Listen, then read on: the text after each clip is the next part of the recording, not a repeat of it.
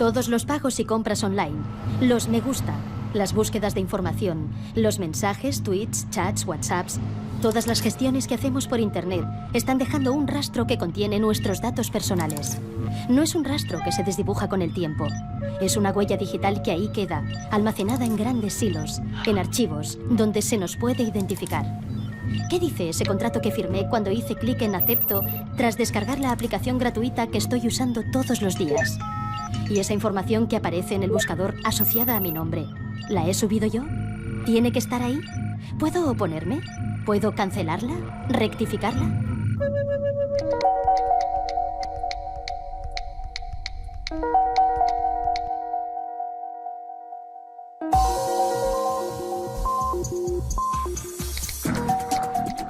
Nos movemos por la red y, por tanto, dependemos de ella.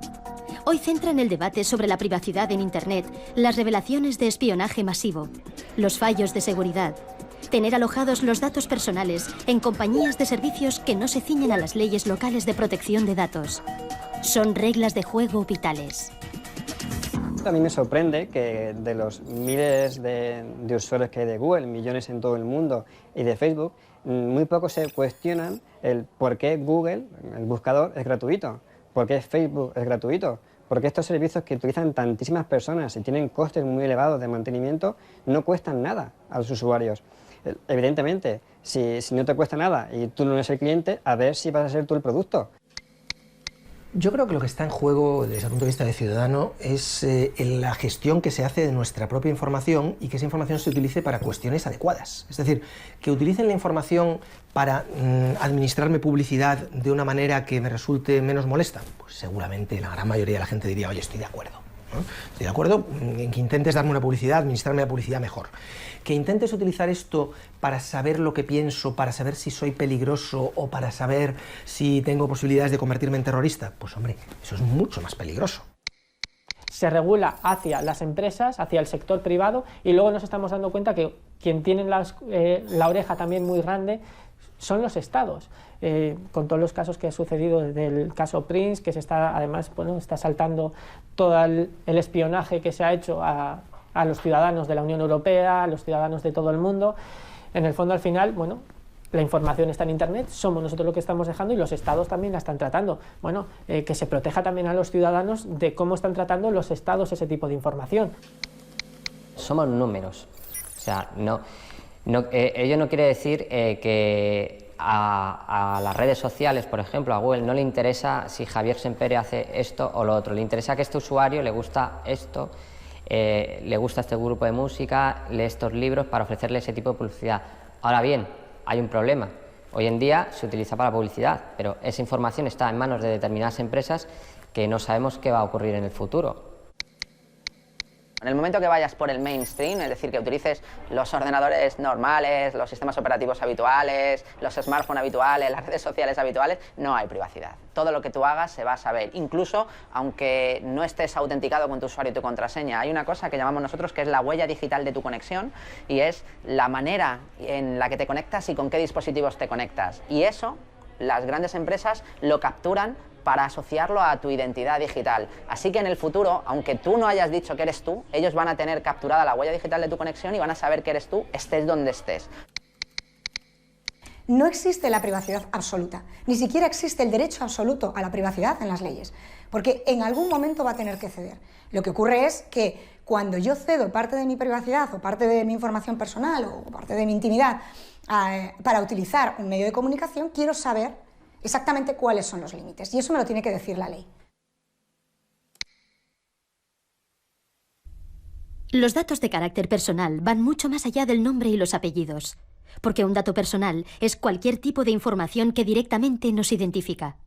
Pero también es toda aquella información que sin esfuerzos o plazos desproporcionados podría identificarnos. La lista va creciendo. Nuestras técnicas de registro y tratamiento son cada vez más diversas. No somos conscientes, yo creo, ni nosotros mismos, de las formas en las que el día a día nos hace identificables.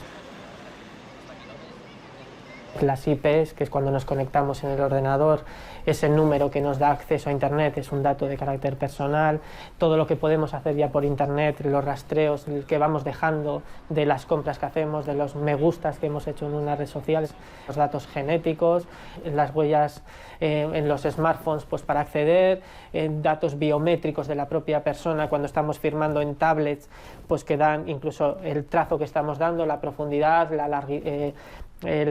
la velocidad del trazo, es decir, hay muchísima información que yo creo que no somos conscientes de ese rastro, ¿no?, de que vamos dejando.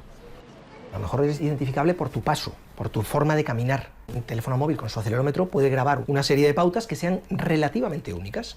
A lo mejor tú no te has registrado en un sitio, pero el hecho de que ese sitio sepa por analítica en qué tipo de ordenador estás, si tienes activado Flash o no lo tienes activado, y una serie de datos más, el tamaño de tu pantalla, etcétera, todos esos datos configuran una huella digital electrónica que puede servir para caracterizarte, ¿no? El derecho fundamental a la protección de datos está reconocido por el artículo 18 de la Constitución española, donde se contempla el derecho al honor, a la intimidad y a la propia imagen, y está protegido por la Ley Orgánica de 1999.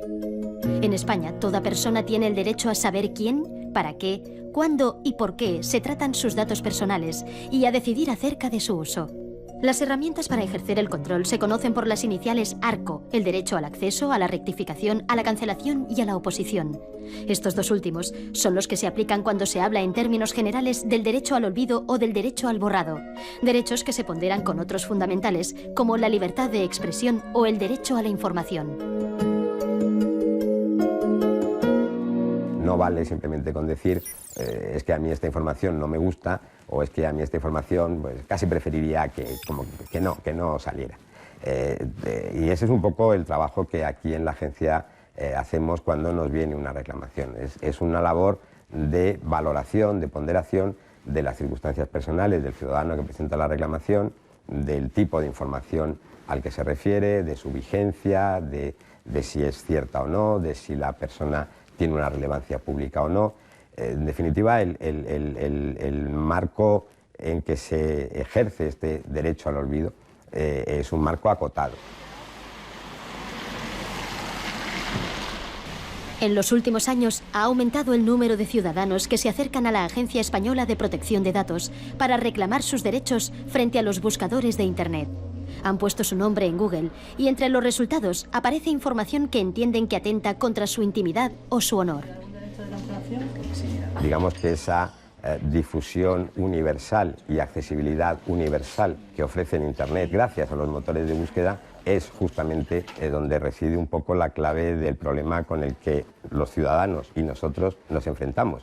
Y es que el ciudadano en un momento determinado ve que informaciones suyas de un pasado más o menos remoto, informaciones no confirmadas, informaciones no reales o falsas, informaciones que surgieron en un contexto muy limitado y que se han expandido, reaparecen, se asocian con todas las demás informaciones sobre su vida y le pueden causar perjuicios, en algunos casos, muy serios.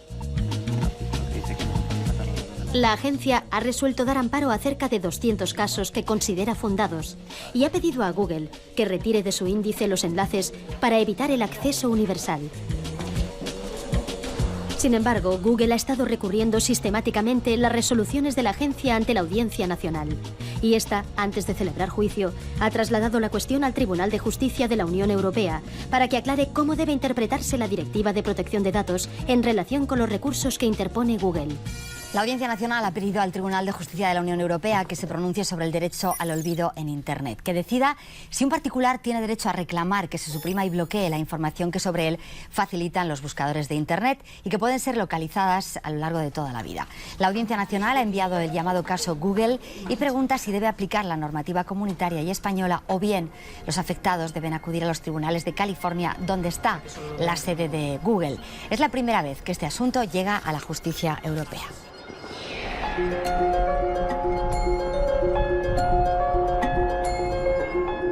El caso de referencia sobre el que se pregunta el Tribunal Europeo es el de Mario Costejá, un perito calígrafo que vive y trabaja en A Coruña.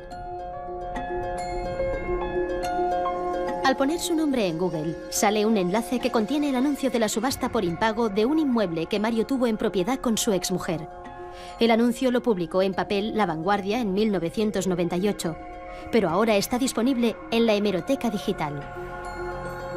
Ahora ya para todo el mundo, soy deudor y casado, y no soy ni deudor ni casado, pero bueno, tengo que ir dando explicaciones. Oye, ¿tú debes? No, yo no debo, yo era copropietario. Y no, pues yo, mira, me separé, era una gran persona, pero bueno, por circunstancias de la vida nos separamos, pero bueno, mi exmujer es una gran persona y bueno, pues llego a ese punto, pero tengo que dar explicaciones. Mario no quiere que el embargo quede asociado a su nombre de por vida como un hecho relevante. Para él, el asunto ya quedó resuelto hace años. Mientras los tribunales deciden si procede a retirar el enlace que aparece en las búsquedas por Internet, él sigue recordando en cada entrevista que ha concedido a los medios que ese dato ligado hoy a su identidad digital está dañando su reputación. Yo era consultor de gestión de empresas en esta época de mi vida. Bueno, también era, y siempre he sido lo que es perito calígrafo, pero compaginaba con consultoría. ¿Cómo un consultor de gestión de empresa va a arreglar una empresa teniendo él un problema de embargo? A medida que el caso de Mario Costejá ha ido ganando notoriedad, los buscadores ahora relacionan su nombre con múltiples enlaces a webs, blogs y diferentes sitios donde consta el embargo por impago, pero también queda reflejada su reclamación. Si pongo Mario Costejá a secas, pues sale pues El País, todas las entrevistas que he podido hacer, porque es el único lobby que puedo hacer. Y si pones Mario Costejá González, en segundo plano sale el famoso embargo, la famosa noticia. O sea, no hay manera de que baje. No hay manera, o sea, la tienen ahí bien puestecita. En las sugerencias, esto lo hace Google, esto ya no es indexar. Ahora ha puesto Mario Costejá, embargo, y Mario Costejá, La Vanguardia. Otra lucha nueva. Volveré a luchar para que esas sugerencias las quiten, porque mi hijo se llama Mario Costejá. Y Mario Costejá es mi padre también, y vive. Bueno, o sea, los Costejá somos embargo. Nos han cambiado el apellido. Lo que hemos conseguido nosotros con este caso es que por lo menos se planteen ciertas cosas que no estaban recogidas en ninguna ley, que no estaba claro cuál era su aplicación en Europa, ¿no? En concreto. Una vez esto esté resuelto, ya sabremos contra quién podemos reclamar y contra quién no, y esto será mucho más fácil para el usuario porque da una seguridad jurídica mucho mayor. No simplemente pegar palos de ciego intentando reclamar a unos o a otros y que todos se vayan responsabilidades, sino que a partir de ahora esperemos que ya sí que esté claro quién es el responsable principal y cuál es la manera de ejercitar esos derechos ante ellos. Desde que La Vanguardia digitalizó su hemeroteca, Mario Costejá y Ramón Sampedro comparten el mismo enlace. Junto al anuncio de la subasta hay una información en torno a la eutanasia sobre el suicidio de Sampedro, el primer español que reclamó ante los tribunales su derecho a una muerte digna. El principal problema aquí está en que es una publicación escaneada de un periódico en papel. Digamos que es una forma muy rudimentaria el llevar toda la información sin separar cada noticia, sin entender si un hecho sigue siendo noticiable o no. O sea, habría que, digamos, no mantener las noticias de una manera estática como están ahora conceptuadas, sino que simplemente se van subiendo y esto queda pues igual como una hemeroteca pero online, sino hacer un tratamiento por separado de cada noticia y resolver cuál debe seguir publicada, cuál no y en qué condiciones. Desde que la prensa y también los boletines oficiales han convertido su pasado de papel a formato digital, hay un montón de información personal que los buscadores han puesto ahora a un clic de cualquiera y a la que quizá cabría aplicar un derecho a la privacidad. Yo creo que lo que se necesita es que los gestores, o sea, se sienten, en el caso de los boletines, y decidan cambiar el sistema actual. Incluso una cosa que se podía realizar y que es bien sencilla es mandar el acto administrativo a publicar y incluyendo una fecha a partir del cual el boletín oficial correspondiente introduzca la herramienta tecnológica que sea necesaria para que los buscadores no indexen esa información. Según el abogado Samuel Parra, salir del índice de los buscadores no resulta una tarea fácil y pone de ejemplo lo que le sucede con algunos de sus clientes. Al poner el nombre y apellidos de su cliente en el buscador, sigue apareciendo en los resultados una noticia publicada en 2004. Sin embargo, el nombre que el buscador asocia a esta publicación ya no figura en el texto. Fue retirado en enero de 2013 y sustituido por las iniciales. Tú puedes conseguir que elimine la fuente original tu nombre. Puedes conseguir que la agencia española te dé una tutela estimatoria frente al buscador Google para que deje de indexar tus datos. Y a pesar de eso, tú tengas que seguir viendo, tengas que seguir soportando que al buscar tu nombre en Google se siga vinculando esa búsqueda con una noticia en la que ni apareces ya, porque se borró la información. La única explicación metafísica que se nos ocurre es que Google tenga memoria, tenga recuerdo y sepa que en su día eso existía ahí y aunque ya no está, pues lo sigo vinculando. Pero otra explicación técnica es injustificable.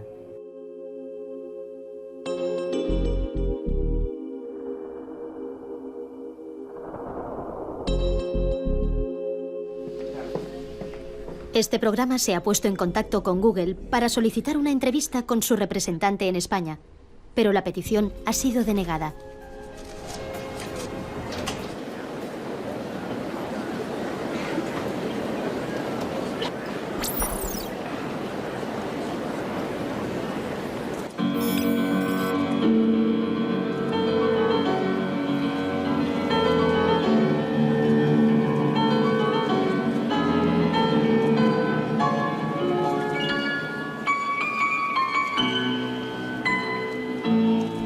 Otra fuente de conflicto son las noticias falsas que traen al presente los buscadores. Es lo que le sucede a la exgimnasta Marta Bobo. Cuando participó en los Juegos Olímpicos de 1984, el diario El País publicó que padecía anorexia. Tras digitalizar su hemeroteca, los buscadores encuentran el nombre de Marta Bobo en la noticia y esta aparece entre los primeros resultados.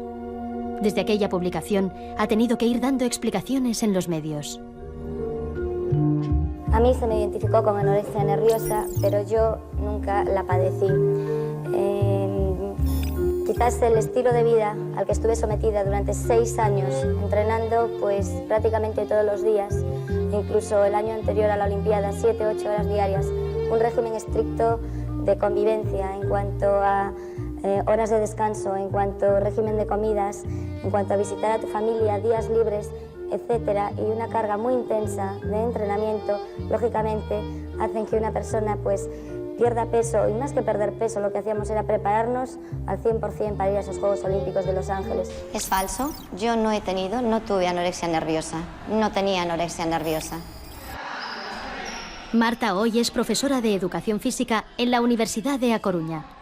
En 2011, ella y su marido decidieron recurrir al defensor del lector del País, en ese momento Milagros Pérez Oliva, para dejar constancia del perjuicio que causó entonces la publicación en papel y que sigue causando ahora, indexada y asociada a su identidad digital.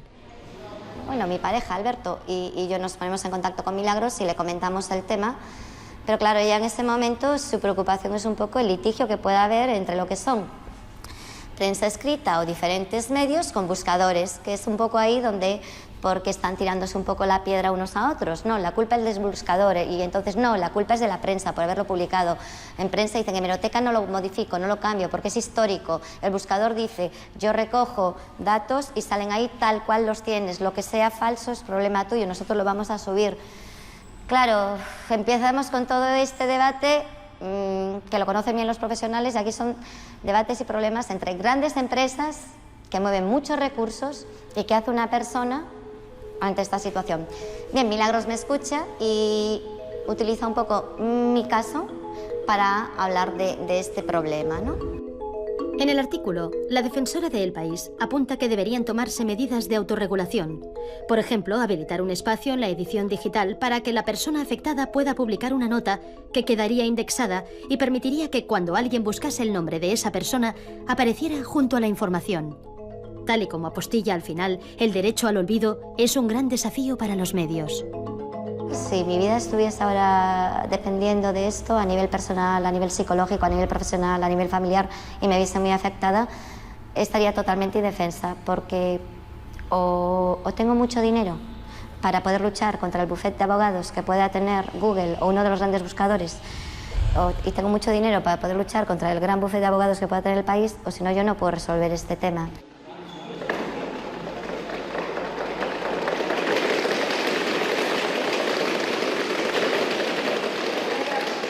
Los buscadores lo han sacado a la luz y cualquiera lo puede ver en cualquier momento, y mi intención participando en este programa no es sacarlo de nuevo a la luz, sino que es hacer ver un poco a todo el mundo el hecho de que cualquiera, en cualquier momento, puede verse en esta situación. Ya no hace falta que seas famoso ni un gran deportista, sino una persona de la calle.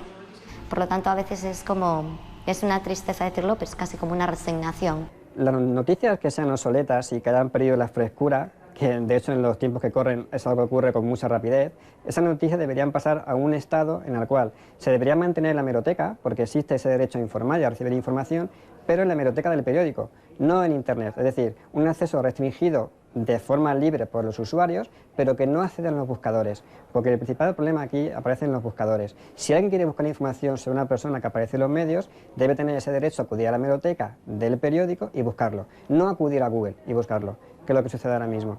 Esa es la solución, bajo mi punto de vista, la más eficaz. Como digo, concilia el derecho a informar con el derecho a la privacidad o la protección de datos de las personas. La agencia española fue anfitriona en 2009 de la Conferencia Internacional para lograr el compromiso de estándares internacionales en cuanto a la protección de los datos y la privacidad. Pero la realidad es que las leyes siguen siendo de ámbito local. Internet no conoce fronteras y va a toda velocidad, sin duda más rápido que las leyes. La Directiva Europea de Protección de Datos es de 1995, fecha en que los teléfonos solo servían para llamar. Hoy tenemos smartphones, buscadores, redes sociales y nubes donde alojamos información vital. Las encuestas dicen que más de un 70% de los europeos está preocupado porque siente que ha perdido el control sobre sus datos.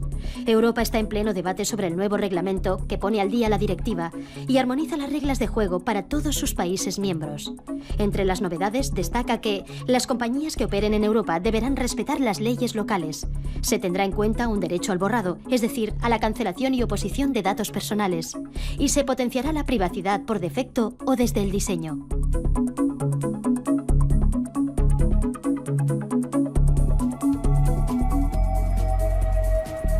El trámite para la reforma de la Directiva de Protección de Datos ha llegado a acumular casi 3.000 enmiendas.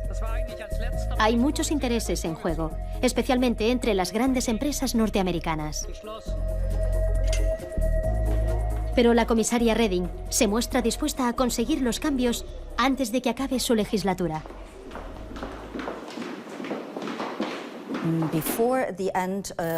Antes de que termine la legislatura, eso quiere decir antes de Pascua, el Parlamento Europeo y el Consejo conseguirán una ley común. Ya ven que hay partidos políticos diferentes en el Parlamento y que aún así han conseguido superar las diferencias para centrarse en las líneas maestras. Y la línea maestra principal es que queremos un continente unido con una única ley de protección de datos. Y todas las compañías que operan en este continente deben obedecer esta ley, independientemente de la nacionalidad de la compañía en cuestión. Y cada ciudadano tiene derecho a que sus datos personales estén protegidos. Eso es lo que queremos y eso es lo que debemos conseguir.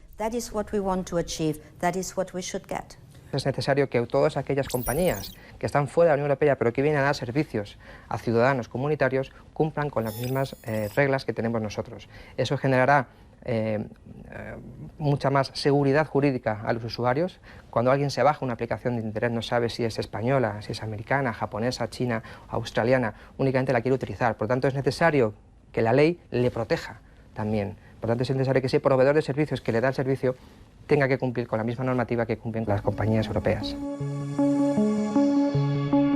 Para una red social como Twenty, que tiene que atenerse a las leyes españolas, puesto que su sede está en España, la reforma de la directiva es una buena noticia. Su modelo de negocio, desde el origen y por defecto, no cede los datos a terceros ni son indexados por los buscadores. Muchos adolescentes que usan Twenty se ven así protegidos. El usuario, al momento de registrarse en nuestro servicio, nos facilita una serie de datos de carácter personal. Nosotros le informamos, conforme a la ley, de cuál es la finalidad de ese tratamiento de datos de carácter personal y en cualquier momento el usuario puede cancelar acceder, rectificar o cancelar esos datos de carácter personal. Y le informamos que podría recibir una serie de publicidad en base a esos parámetros que nos ha facilitado, pero que en cualquier momento el usuario puede llevarse esos datos, cancelar esos datos y dejar de que estén disponibles en la plataforma. Si cada persona que considera que su privacidad no está protegida en una red social como Facebook eliminara su perfil, probablemente Facebook cambiaría eso. De hecho, lo ha hecho. Ha cambiado de la privacidad cero, ha pasado a la privacidad por defecto. Tiene unas pestañas relativamente asequibles para un usuario medio de Internet en las que puede ir configurando si quiere bloquear a un usuario, si quiere abrir a sus amigos solo o a los amigos de los amigos. Tiene muchas pestañas relativamente sencillas de visualizar. Ahora bien, ¿podría ser más sencillo? Por supuesto. Se pretende caminar actualmente hacia una privacidad en el diseño porque se ha entendido, y así es correcto, que es como deberían configurarse las plataformas. Yo quiero insistir en el asunto de que eso como plano teórico es maravilloso, es fabuloso, pero en el plano práctico no funciona así. Es decir, un ejemplo muy claro lo tenemos por ejemplo en Google. Google hace poco, hace unos días, unas semanas, anunció en su buscador que ya va a modificar sus políticas, de forma que ahora los usuarios de su red social Google Plus, si tenían colocada información personal, como su foto de perfil por ejemplo, sí va a poder utilizar esa información para anuncios de la propia Google, ¿no?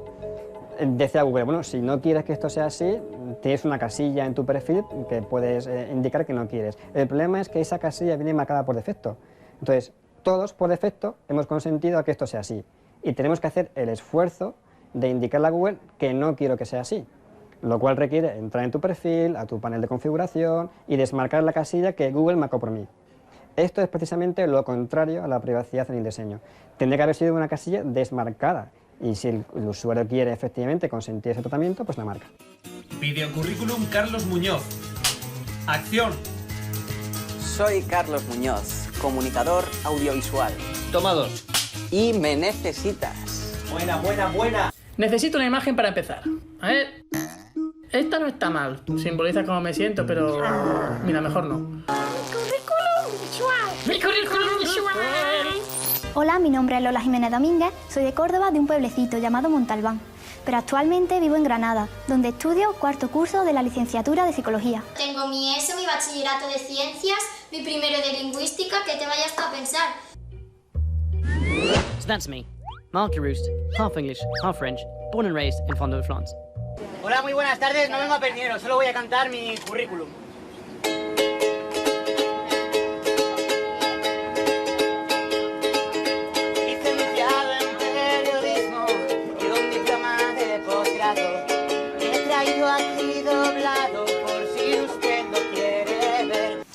Hola, soy Carlos López, técnico en sistemas microinformáticos y redes, y estoy buscando un trabajo donde poner en práctica todos mis conocimientos. Cuidar la reputación digital teniendo en cuenta que no estar es malo. Si tú en tu currículum dices que eres experto en realización televisiva, tiene que aparecer tu nombre vinculado a las palabras realización televisiva en una búsqueda. Si no, es que no eres tan experto. No has dicho nada relevante, no estás vinculado realmente a ese campo, digamos, ¿no? ¿Cuál es el problema? Que hasta ahora mucha gente decía, no, yo lo que quiero ser es muy discretito, ¿no? Pues el pensamiento tradicional de yo quiero ser muy discreto no funciona. Entonces, lo que tenemos que hacer es una gestión proactiva de nuestra imagen. Hace muchos años, cuando las comunicaciones por tierra no eran sencillas, nos preocupaba la reputación en nuestro entorno, en nuestro pueblo, porque tú antes para irte a trabajar a otro sitio, para irte, era muy difícil porque todo el mundo te iba a conocer. Ahora nos tenemos que preocupar a nivel mundial, porque te vayas donde te vayas, tu información puede aparecer y te la pueden rastrear. Pero claro, está la parte mala, que es la que estamos comentando, y la parte buena. Si nuestra reputación online, si hemos cuidado de sobra esa imagen en la red y arroja datos buenos para nosotros, realmente destruir luego esa reputación va a ser complicado. Pero a veces, cuidar la identidad digital es casi imposible si somos víctimas de un acosador. La adolescente canadiense Amanda Todd contó su ciberacoso en la red antes de quitarse la vida. La fotografía de sus senos desnudos confiada a un extraño que después la hizo pública destrozó su reputación. Esta chica hizo un vídeo contando lo que le había pasado, un vídeo muy gráfico, muy descriptivo. Eso es lo que ha dado la vuelta al mundo. La gente, al entender que se pueden exponer a un caso de acoso como el que esta chica vivió, son más prudentes. Eso es lo que ella ha conseguido. Nos ha dicho a todos, sed más prudentes, mirad lo que me ha pasado. Entonces, ¿qué es lo que tiene que hacer un gobierno ante una situación así? Enfocar y estudiar y preparar a su administración pública para que informe en los colegios, en los casos de menores de edad. Y para que explique a los chicos que son potencialmente víctimas de acoso e informar a los acosadores. Que eso tiene responsabilidades, que eso no se va a quedar en el aire. En Internet yo creo que el gran problema es que como no se percibe de forma directa el daño que se causa, yo creo que no nos podemos compadecer. Si no padecemos con, no vamos a parar ese acoso, ¿no? Yo creo que eso es algo que hay que trabajar mucho respecto de la empatía de las personas que son hostigadas en la red. Pantallas Amigas es una iniciativa que promueve el uso seguro y responsable de las nuevas tecnologías entre la infancia y la adolescencia. Organiza charlas informativas en España y Latinoamérica.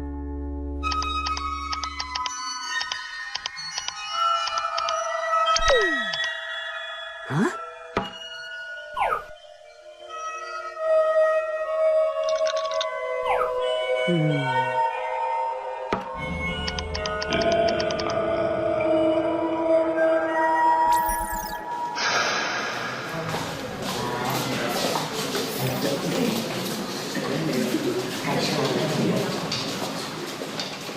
¿Para qué sirve la webcam? Normalmente la gente suele responder para ver, ¿no? Para ver a la otra persona. Eso es lo que más o menos tengo yo en la cabeza, ¿no? Me compro la webcam y puedo ver a mis amigos. Pero en realidad la webcam no me permite ver a nadie. A nadie. La webcam sirve para ser vistos.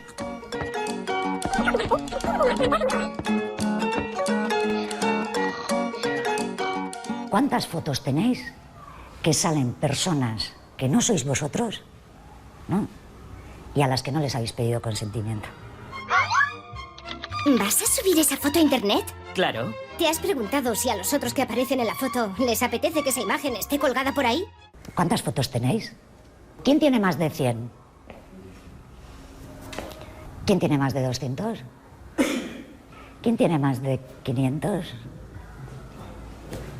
¿Quién tiene más de 1000? ¿Cuántos amigos tienes en Facetime?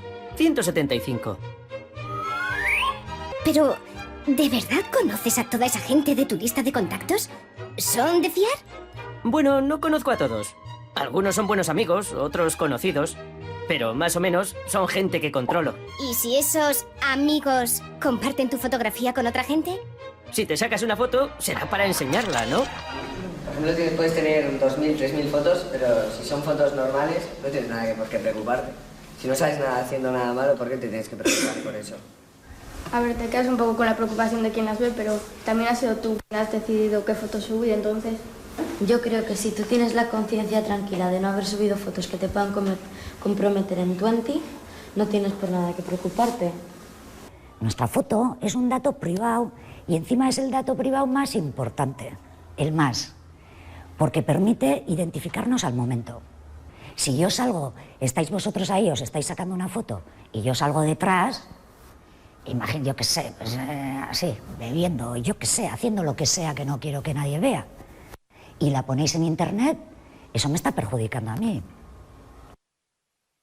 En general, tenéis que pensar siempre que detrás de todo esto siempre hay empresas, o sea, por algún lado ganan dinero. Yo me descargo la aplicación, me la han dado gratis, ¿con qué están traficando? Dinero. Ponen publicidad de cualquier cosa y como es gratis, lo ve todo el mundo. Con nuestros datos. Porque saben más información de la gente y así. La cuestión no es no utilizar internet, no utilizar las redes, no utilizar tal y cual. Empezar a pensar qué es lo que se está quedando por ahí, vuestro. Los adultos, padres, madres, educadores, no estamos todavía capacitados para acompañarles de forma debida en este entorno, precisamente porque es demasiado cambiante, demasiado diverso. Sí que podemos estar ya suficientemente sensibilizados, incluso preocupados, pero yo creo que falta que nos ocupemos más y nos preocupemos menos. Y uno de nuestros retos es tan sencillo como que se sienten por primera vez delante de una pantalla juntos. Eso ya en sí es un objetivo. Y yo creo que muchos padres y madres se sorprenderían si se abrieran un poco a sus hijos y les piden que les enseñen a hacer determinadas cosas. Yo creo que es un buen ejercicio, que la gente no lo hace y que no lo prueba y que puede dar sorpresas y resultados muy positivos. Desde Pantallas Amigas aprendemos bastante, porque esto va tan rápido que siempre que nos enfrentamos a un grupo de padres y madres, pues nos encontramos con nueva casuística, ¿no? O nuevas preocupaciones. ¿Quiénes tienen un hijo con smartphone en la edad de primaria? Vale. Dentro de 5 años, todos los niños de 10 años van a tener un smartphone, por lo menos. Hoy en día en la calle, en Bilbao, hombre, si vas a un pueblo remoto no, pero en Bilbao, vamos, en los bares, en McDonald's, los niños se comen una hamburguesa y tienen ahí un cartel wifi gratis. Es que no tiene necesidad de tener un móvil, sí, pero ¿para qué le ponemos la conexión a internet? Es culpa nuestra. Es que mi hijo tiene un smartphone. Pues no, pues culpa tuya, no le compres. Si solo tiene 11 años, ¿para qué necesita un pedazo de móvil? Hay que tener en cuenta que le estamos dando un coche que corre mucho a un chaval que apenas ha dado 2 clases prácticas. Como lo regala Ferrari, toma coche, ¿no? Como todo el mundo más o menos, bueno, pues sí, pero más o menos el chaval ya se apaña, bueno, ya. Pero tú estás permitiendo que te conduzca ese Ferrari. ¿Te parece que es proporcional? Fijaros lo que llevamos en el móvil, igual los chavales menos, pero las personas adultas llevamos cosas importantísimas, privadas y de todo tipo. Y sin embargo estamos instalando aplicaciones que sin saberlo, posiblemente porque le hemos dado sí, le estamos dando permiso a acceder a un montón de datos, a nuestra agenda, a nuestra localización. En el móvil tenemos mucha información concentrada y cargamos aplicaciones que están especializadas en ser gratis y funcionar bien para analizarte todo lo que tienes. Y los chavales... Entonces, yo creo que tener un smartphone requiere una reflexión importante, porque te da acceso a todo eso, a lo que ya era Internet, absolutamente, más a un canal, entre comillas, oculto, sin falta siquiera de conexión de datos, que es WhatsApp vía Wi-Fi. Llevo como 2 semanas recibiendo, por ejemplo, que me quieren vender un seguro o me quieren vender algo de gente que no conozco, pero me llega por vía WhatsApp. ¿Y eso? Claro, te llega a WhatsApp porque alguien tiene tu teléfono. ¿Qué eso qué es? ¿Marketing ahora? ¿Empiezan a vender y atacar todo vía WhatsApp o...? Tienen tu número de móvil, de alguna manera lo han conseguido y te están mandando publicidad vía WhatsApp, porque solo necesitan tu número de móvil. Por eso mismo, a vuestros hijos les puede llegar cualquier cosa de alguien que simplemente haya conseguido su número de teléfono, ¿vale? Sin que os enteréis y en cualquier momento. Os cuento un caso. Esta era una chavala de Madrid, universitaria.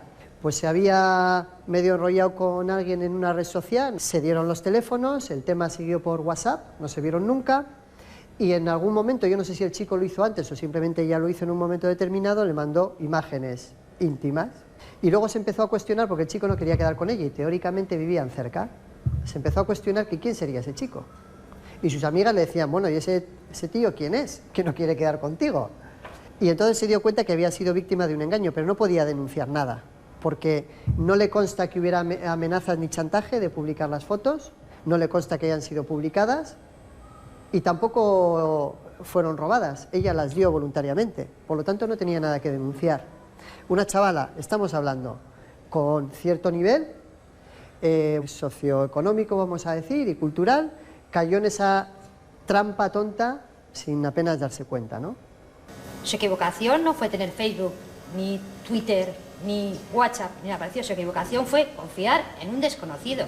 Y eso es lo que tú tienes que enseñar a tu hijo de 8 años, de 10, de 15 o de 25. Esa es la lección que tiene que llevar aprendida. Igual que no, si un señor le habla por la calle y le da caramelos, lo que tienes que enseñar es que no los coja. Si un tío de Facebook te dice que voy a ser tu amiguito y te voy a regalar un perrito, pues tampoco te lo tienes que creer. El problema no es por qué vía se está transmitiendo. El problema es que tú lo que le tienes que enseñar es eso, sea por internet, sea por la calle, o sea, porque entonces tampoco le dejas salir a la calle, nunca. Tienen que aprender, yo entiendo, a dar valor a la privacidad, a la suya y a la de otras personas. Tendréis tapados todo la webcam, ¿no? Eso es de primero de Pantallas Amigas, tapar la webcam. Porque en cualquier momento podemos tener un bicho que nos esté grabando. Un bicho, quiero decir, un programa que nos activa la webcam, incluso nos apaga la luz, que es la que nos avisa que está encendida, y que está grabando y transmitiendo lo que la webcam está enfocando. La webcam siempre hay que tenerla tapada. Y aún así hay chavales y chavalas que hacen shows a través de la webcam sin ser conscientes de que al otro lado hay alguien que lo está viendo, pero que además lo está grabando y que luego te va a chantajear. La mayor amenaza para la seguridad de nuestra información, de nuestros datos personales, somos nosotros mismos. Es decir, muchas veces es el propio usuario el que, por descuido, por dejadez, por ignorancia, por no comprender el funcionamiento de determinados programas, libera demasiada información personal y pone sus datos a disposición de los demás y, en cierta manera, se pone a sí mismo en riesgo. A cada servicio que se ofrece en Internet, entre los cuales están las redes sociales, dispone unas condiciones de uso y unos acuerdos de privacidad. Por norma general, eso debería ser lo primero que cada usuario lee. Por desgracia, la realidad dice todo lo contrario. O sea, no leemos esas condiciones de uso ni esos acuerdos de privacidad, con lo cual realmente no sabemos qué pasa con nuestra información, no sabemos qué datos podemos o no podemos facilitar y, lo que es más importante, no sabemos quién está recabando los datos y qué está haciendo con ellos. La privacidad y la seguridad necesariamente van de la mano en Internet. En la Universidad Europea de Madrid se celebra una sesión sobre ciberamenazas y ciberdefensa. Entre los expertos, además de miembros de la Policía y la Guardia Civil, interviene Chema Alonso, un especialista en encontrar dónde y cómo fallan los sistemas. En Internet hay un montón de gente mala que está aprovechándose de los datos de ciudadanos normales que no están tomando las precauciones adecuadas para cometer delitos. Aquí en España, por ejemplo, tenemos una legislación que obliga a identificarse cuando tú vas a comprar un teléfono móvil, después de los atentados que tuvimos en Madrid el 11 de marzo, y tenemos una legislación que cuando tú te sacas una cuenta bancaria, pues tienes que entregar una determinada documentación, ¿vale? Cuando un criminal o alguien con malas intenciones desea saltarse esa protección, pues va a hacer algo tan sencillo como comprar una identidad falsa en Internet. Y esas identidades falsas en Internet se construyen a base de datos de verdad, ¿no? Hemos tenido casos de gente que por descuido ha compartido su documento nacional de identidad por la red Emule y a partir de ese momento le han abierto créditos, le han pedido cuentas bancarias en las que han hecho transferencias de dinero procedente del cibercrimen, etc. Ahí tenemos otro escaneado, aquí tenemos el DNI de Ana, DNI de Mayra, el DNI con los nombres, apellidos, etc. ¿Vale? Ya está.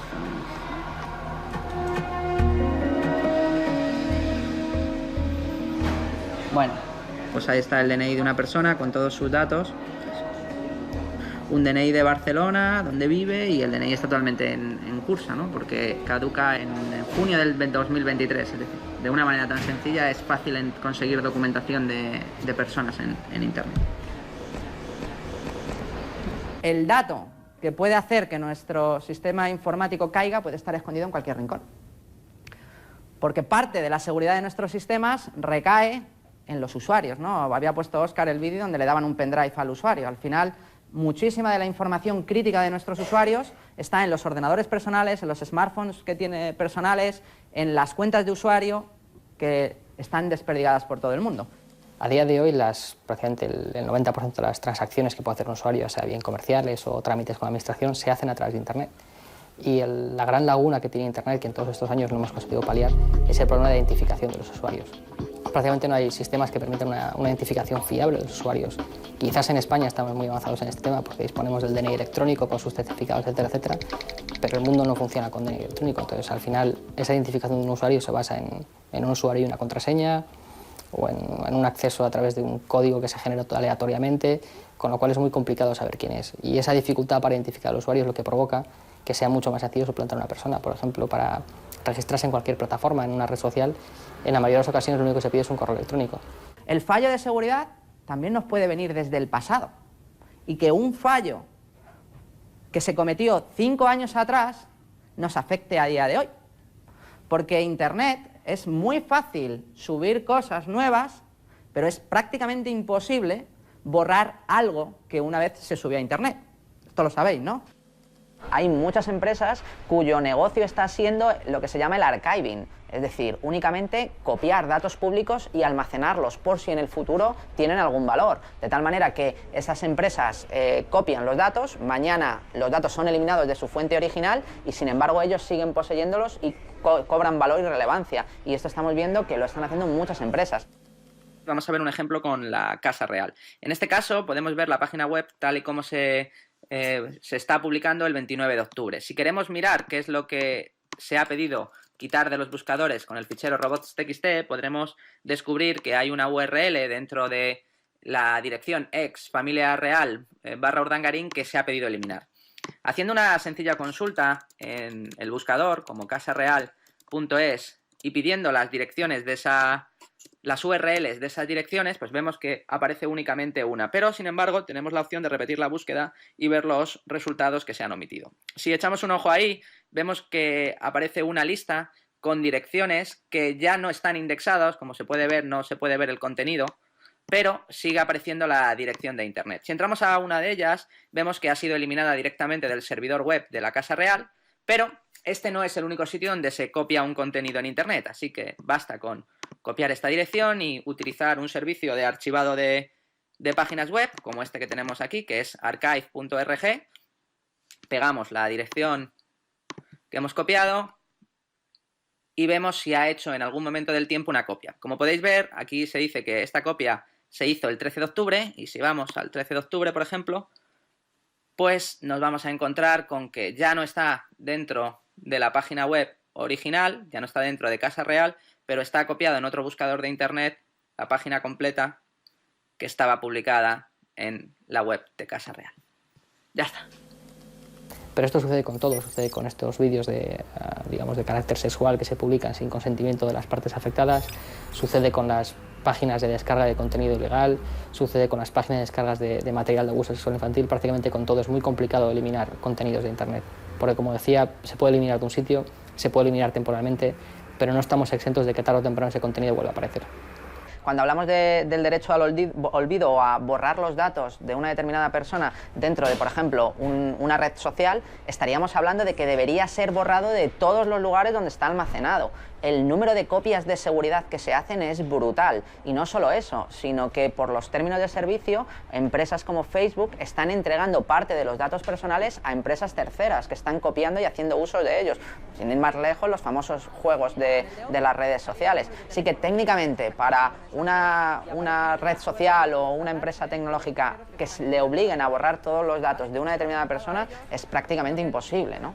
Yo tengo mi teoría que dentro de 150 años, cuando aparezca una ley que diga, oye, ¿qué hacemos con todos los datos de nuestros bisabuelos? Y dirán, yo creo que es un avance para la sociedad que se puedan estudiar, ¿no? Entonces harán públicos todas nuestras conversaciones del Facebook, nuestros correos y tal, para darse cuenta por qué la humanidad fue al fracaso, ¿no? Eso estamos pensando.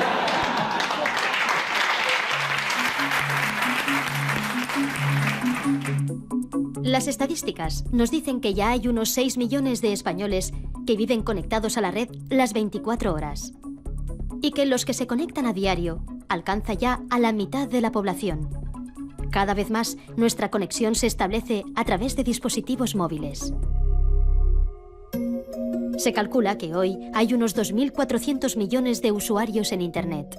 En poco más de una década, ya tenemos un 34% de la población mundial conectada. En Norteamérica, Oceanía y Europa, el uso de Internet empieza a ser generalizado. Facebook ya ha conseguido superar los 1.000 millones de usuarios. Después de China y la India, visto de otra forma, sería el tercer mayor país del mundo por habitantes.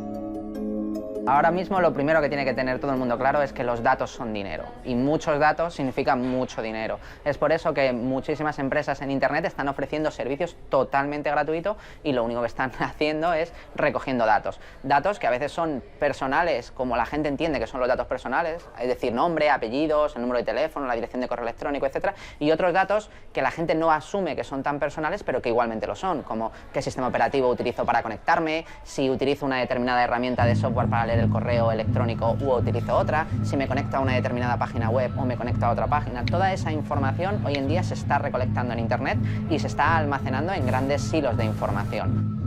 El nuevo modelo de negocio se conoce por Big Data. Datos masivos que las empresas y las administraciones ya ven como el gran tesoro del siglo XXI. Todo ese gran volumen de información, una vez procesado, sirve para extraer patrones, para ganar eficiencia en el proceso de la toma de decisiones. Big Data promete mejoras para la sociedad, pero con lo que revelan los datos, ¿se nos podría a priori juzgar o castigar? Ya no es ciencia ficción. ¿Hay algo siniestro o malo en el Big Data? Por su naturaleza, no. Lo que tenemos es que pensar qué datos se están recopilando, quién los está recopilando y qué puede hacer con ellos. ¿Cuál es la situación actual? demencial. Ahora mismo tú lo que haces es instalarte una aplicación en el móvil y sin mirar absolutamente nada, aceptar una serie de cesiones de datos de un montón de cuestiones que pueden ir desde tu localización física hasta la temperatura de la batería del teléfono, que se puede después utilizar para extrapolar la temperatura o el nivel de ruido, etcétera, etcétera, ¿no? ¿Qué ocurre? Que ni miramos eso, porque no existe esa cultura, ni si lo quisiésemos mirar seguramente lo entenderíamos, porque no estaría escrito ni en inglés, ni en español, ni en ningún idioma conocido, estaría escrito en legalés, que es un idioma que tiene su dificultad y que hay que estudiar para saber, y que es necesario para poder precisar los términos, ¿no? Entonces, ¿qué hace falta? Una dosis muy fuerte de transparencia, una implantación de normas de transparencia que permitan que cualquier persona pueda saber qué datos está recopilando quién, para qué los usa y, por supuesto, acceder a ellos, ¿no? Lo cual no tiene nada que ver con que se olviden los datos, sino que simplemente se puedan recopilar o no en función de nuestros intereses. Ya ha llegado ese momento, ya están todas esas herramientas y todas las empresas tienen capacidad para gestionar volúmenes de datos ingentes, que tienen mucho negocio, ¿no? O sea, que tienen mucha importancia para el negocio. Tenemos casos de las compañías aéreas que son capaces de planificar y replanificar sus vuelos en función del Big Data que tienen, sabiendo qué es lo que se van a encontrar en el futuro, etc. Pero también tienen un gran impacto en la sociedad, ¿no? Se habla de que con los conocimientos adecuados, una empresa como Google o como Facebook podría llegar a saber quién va a ganar las elecciones antes de que tuvieran lugar y podrían saberse qué es lo que va a pasar en cualquier pregunta que se haga hoy en día a la ciudadanía y que tienen mejor sentir incluso que los propios políticos y los medios de comunicación, ¿no? Entonces, los datos están dando un poder tan grande a las empresas que los poseen que en el futuro yo creo que pueden llegar a mediatizar directamente el futuro de los países, ¿no?